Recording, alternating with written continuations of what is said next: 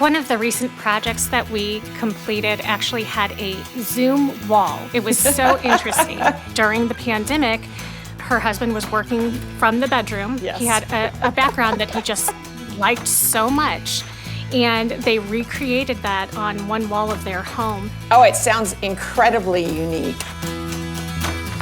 Welcome to the Art of Custom from Hibbs Homes. Sponsored by Pella Window and Doors and Ferguson Bath, Kitchen, and Lighting Gallery.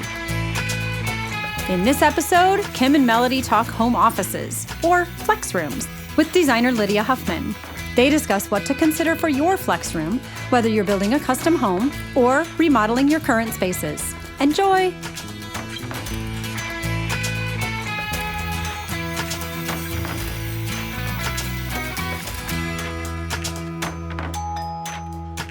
Should you stay or should you go?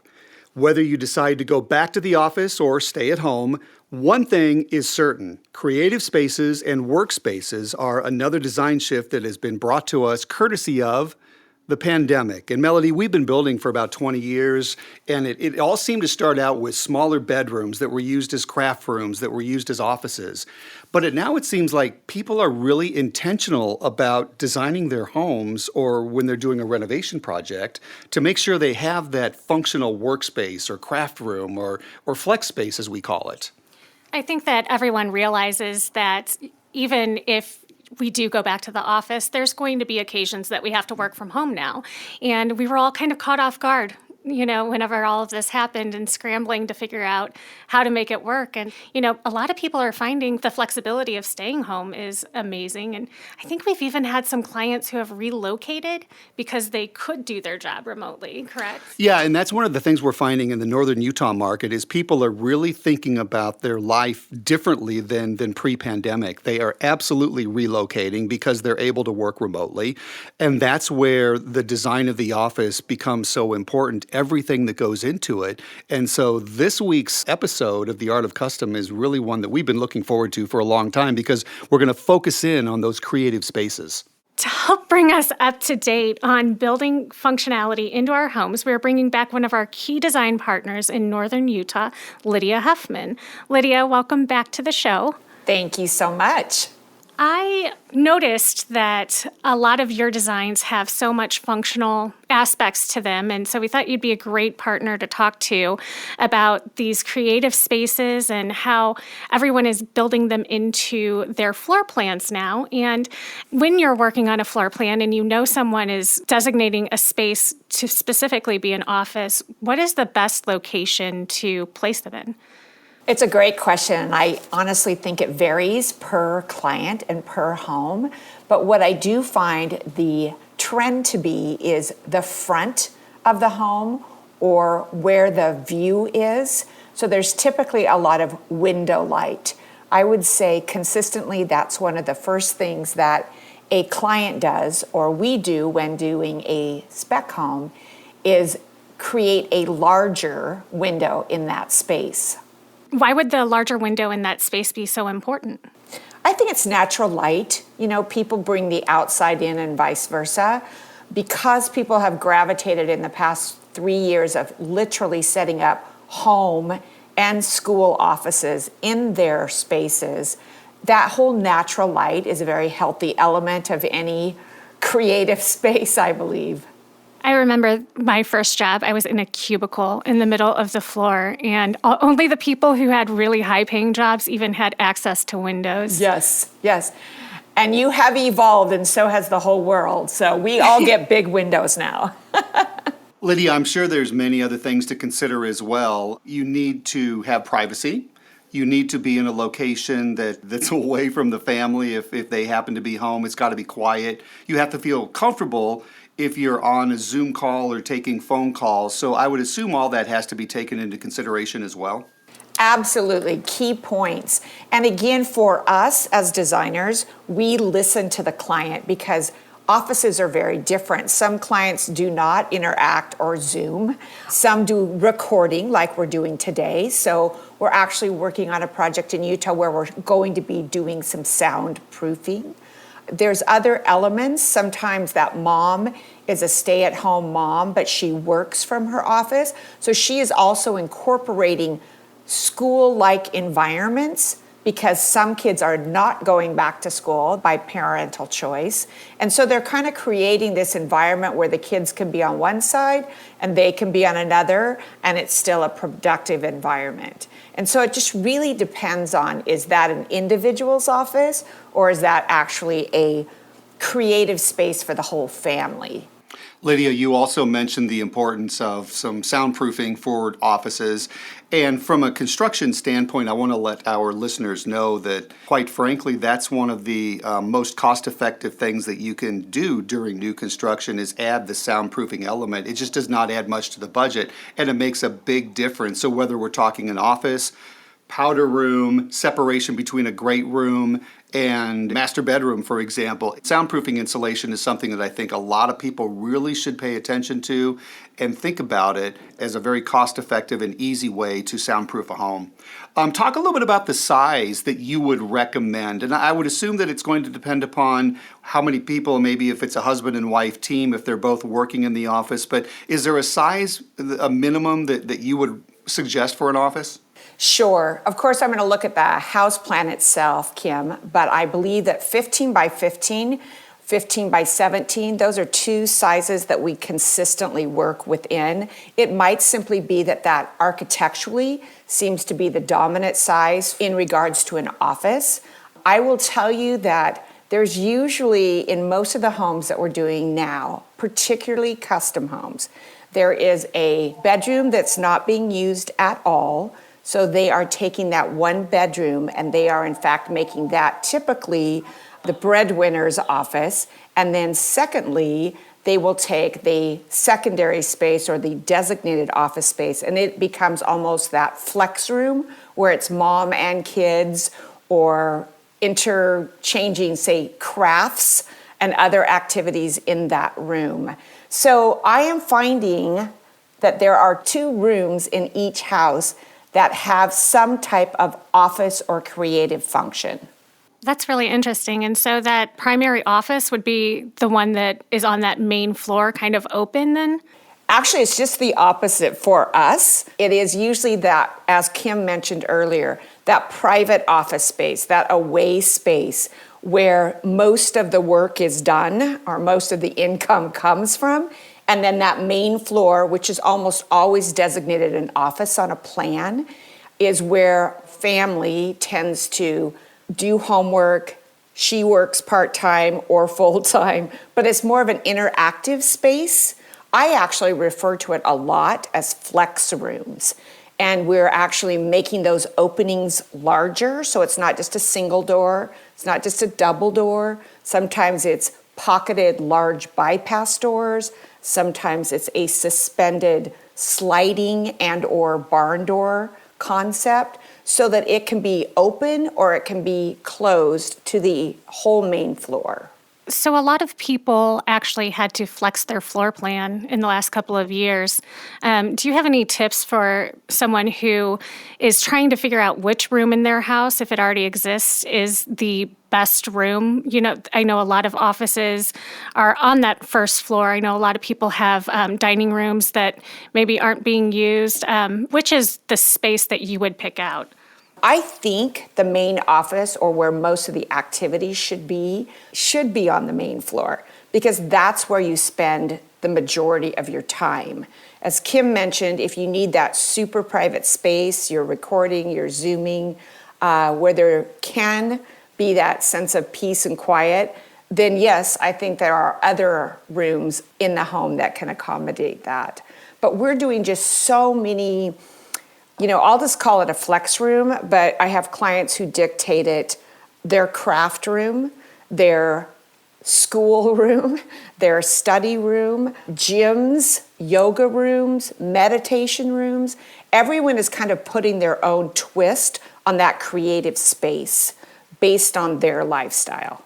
And from a builder's perspective, I don't want to get that main floor footprint too large because that'll drive your construction costs. Great info. So I'd like to see the clients consider maybe using some of the space in the lower level, which is much less expensive to finish.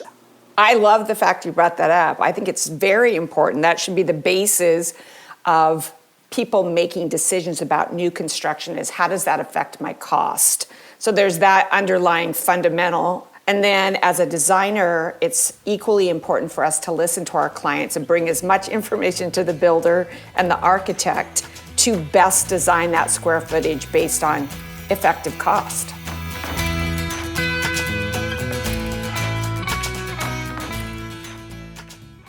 This podcast is sponsored by Pella Windows and Doors.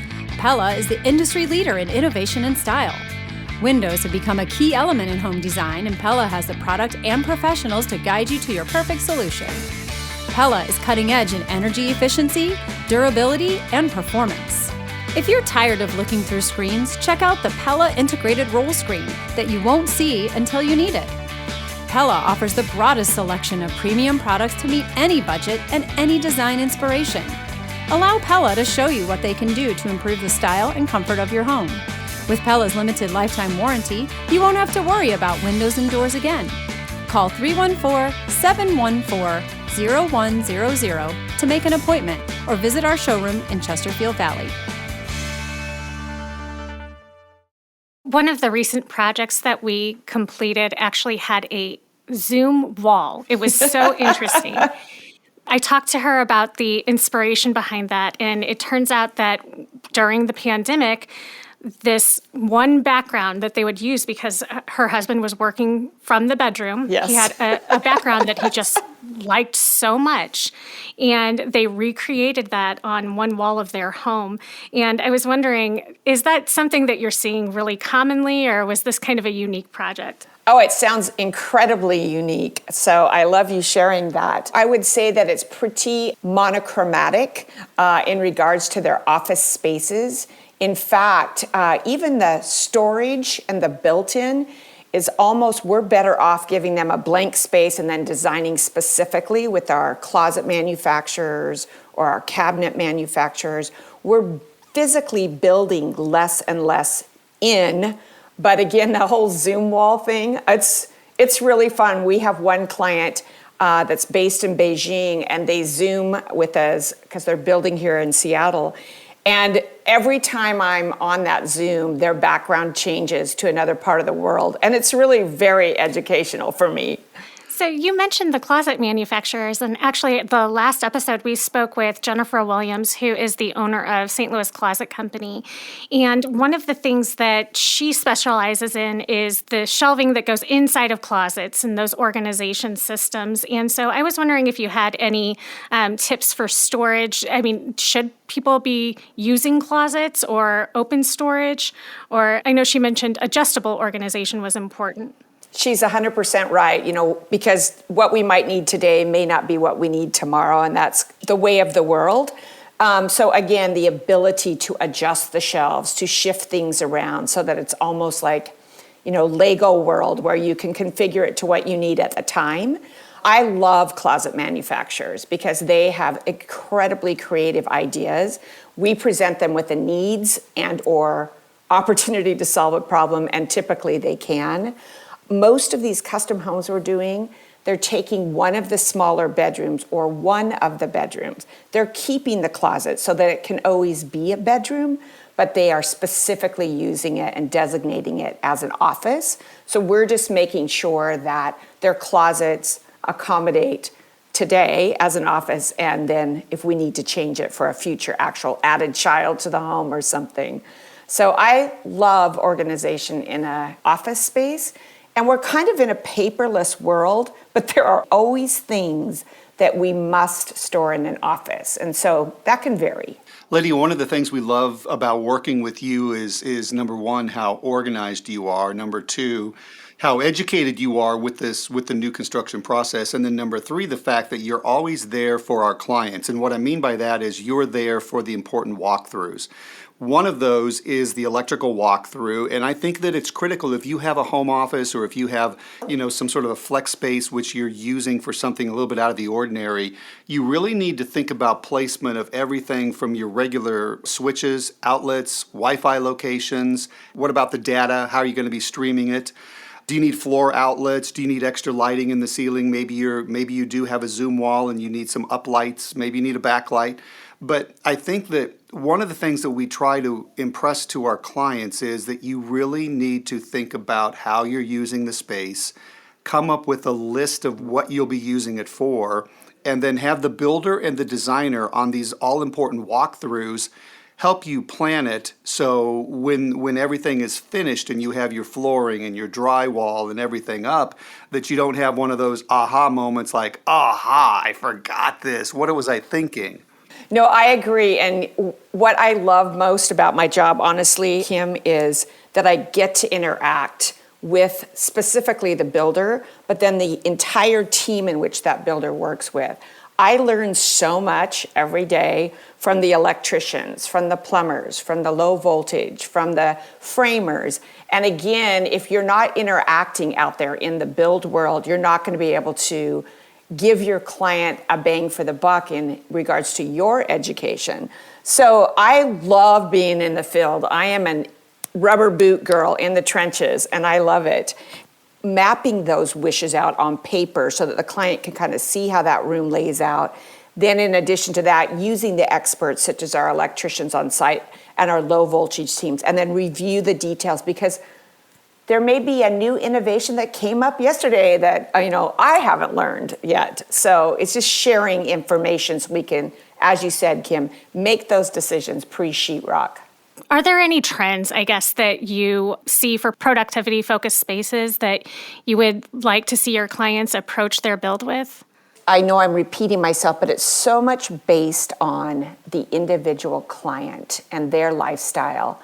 But what I do see to be a constant trend is people creating a safe environment, a tranquil environment.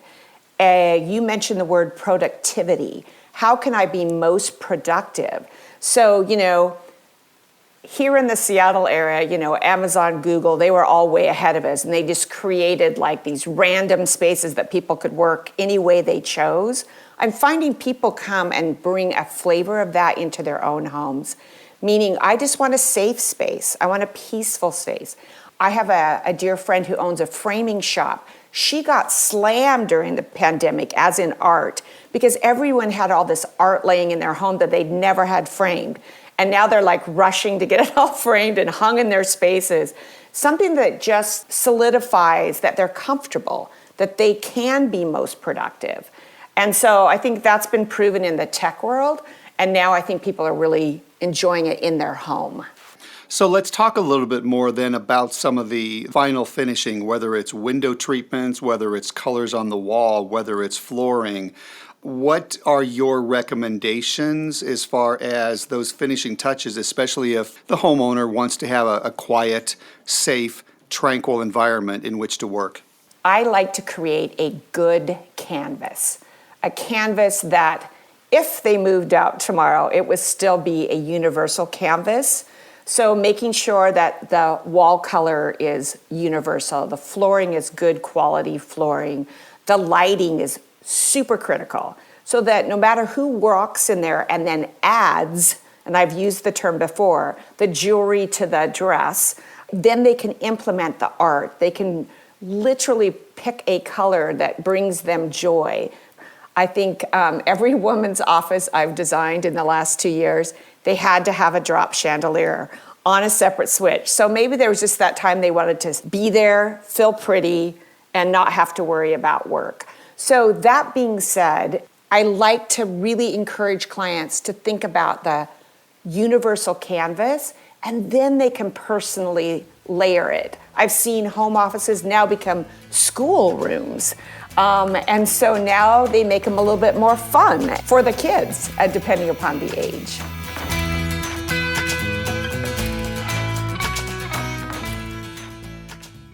Now more than ever, it's important for you and your family to enjoy the spaces you're in most often. Count on the experts at Ferguson Bath, Kitchen, and Lighting Gallery to help you make the most of home and create a space you'll love to live in together. Shop online or schedule a personalized consultation to discover stunning products. from the comfort of your own home.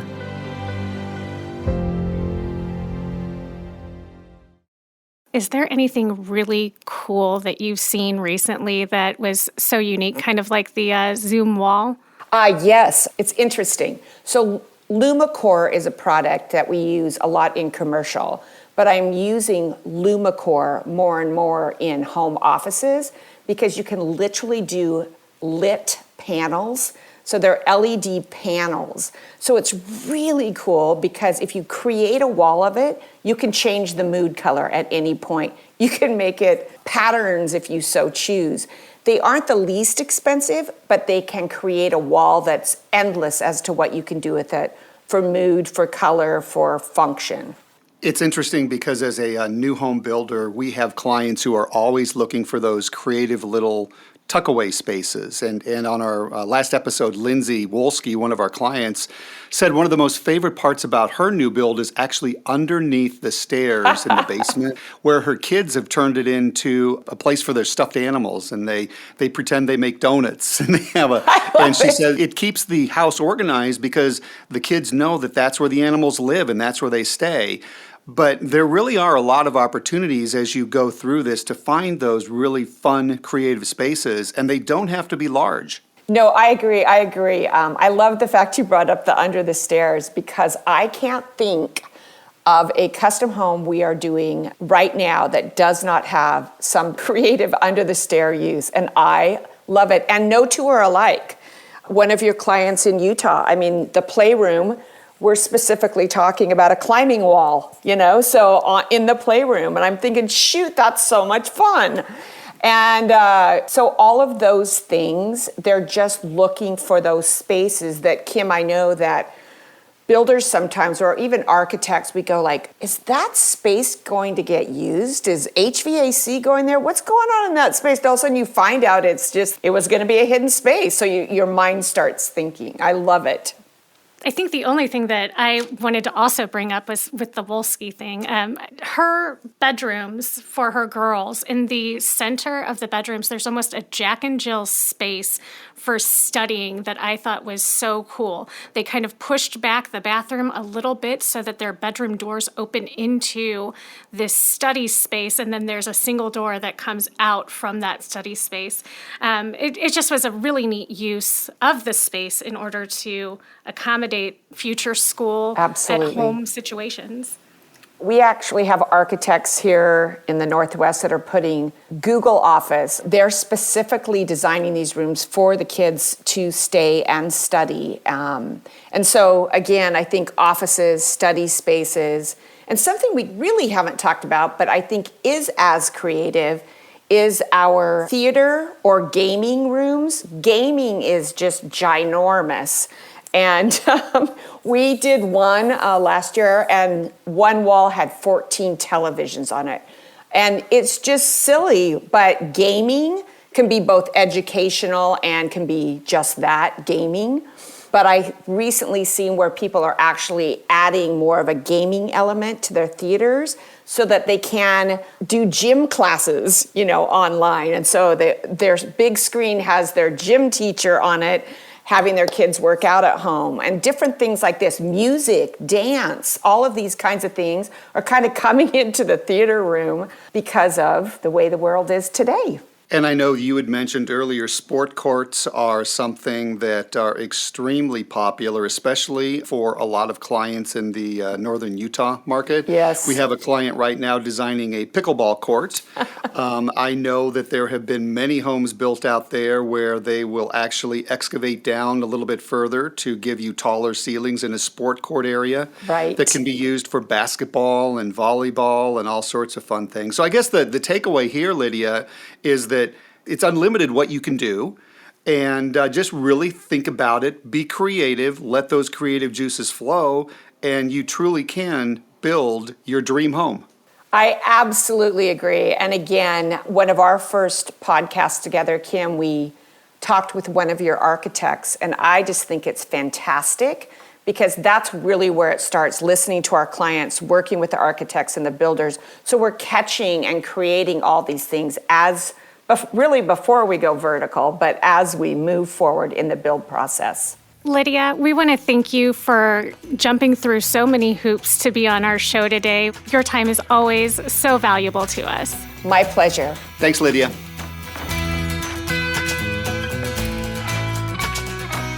Melody, I always love having Lydia on as one of our guests because, number one, she's very experienced, but number two, she can really communicate exceptionally well so the listeners can picture what she's talking about and help them understand, how to finish out some of these creative spaces. In fact, you and I have probably a couple of takeaways that we can use for both our St. Louis and our Park City offices as far as functionality and how to finish things out a little bit. We have some really cool ideas, I think. I mean, I don't know if it's okay to do some LED panels, but, we may have those in our future. I need to go check that out online because I really wasn't aware of them, but they do sound very interesting. A lot of great ideas from Lydia. She always comes well prepared, but it's such an important topic right now, as we've been discussing, because after the pandemic, life has changed and everybody's working from home and they're playing at home and they want those creative spaces, they want workout rooms. So it was a fun conversation. Next week, we're actually going to talk a lot more about creative spaces because we're going to take it underground. So does that mean we're going to the basement? We are, and so we have some really knowledgeable guests, and we'll get a little bit more information about tech, too, so it'll be really helpful, and some more information about those theater rooms as well. So if you haven't subscribed, go do that, and rate us on Apple Podcasts and Spotify. Thanks, everyone, for listening. Another great show coming up on our next episode, as Melody mentioned, so we hope you'll join us then.